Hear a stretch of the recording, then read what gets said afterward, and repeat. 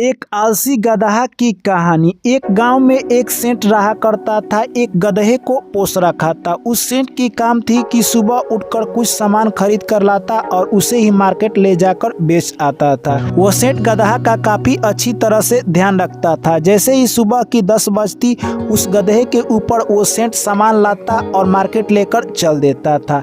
जिस राह से वो गदहा को मार्केट लेकर जाता था उसी रास्ते में एक छोटी सी नदी आती थी।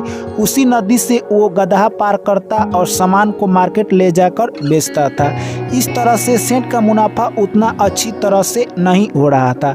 सेठ परेशान था कि अब मैं क्या करूं। एक दिन की बात है, जब वो सामान मार्केट से बेचकर आ रहा था तभी उसका दोस्त मिल जाता है और कहता है कि तुम आखिर ऐसा क्यों कर रहे हो जिससे कि तुम्हारे बिजनेस में नुकसान हो रहा है। तभी सेठ कहता है कि मैं क्या करूं।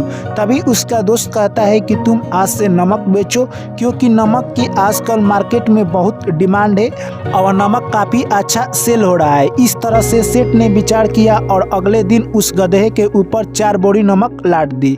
इस तरह से दोस्तों गधे को काफ़ी भारी लगने लगा वो बोरी।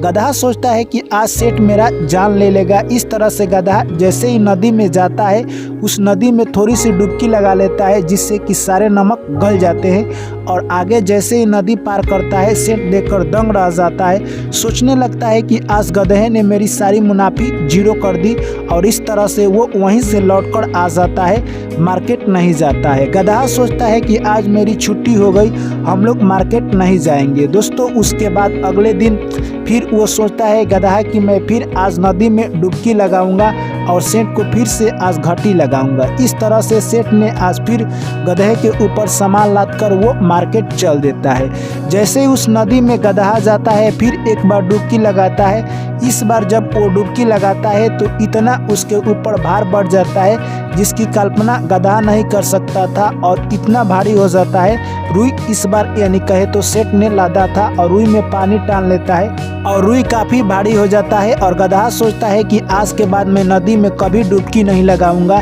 और जैसे तैसे बाहर निकलता है और उसके बाद मार्केट जाता है। सेठ फिर लेकर जाता है उसी रास्ते से गधा को। अब इस बार वो नदी में बैठने का नाम नहीं ले रहा था, क्योंकि गधा को पता चल गया था कि सेठ मुझसे चालाक है, इसलिए गधा की सारी चालाकी वहीं पर ख़त्म हो जाती है। तो दोस्तों ये कहानी हमें यही संदेश देकर जाती है कि कभी भी इंसान को चालाक बनना चाहिए, उस व्यक्ति के सामने चालाक नहीं बनना चाहिए जो कि उस क्षेत्र का महारथी है, उस क्षेत्र में उसे बहुत ज्ञान की प्राप्ति है। चलिए दोस्तों ये गधे की कहानी आपको कैसी लगी, मैं आशा करता हूँ कि अच्छी लगी होगी। तो वीडियो को लाइक कर दीजिए और चैनल को जरूर सब्सक्राइब कर लीजिए।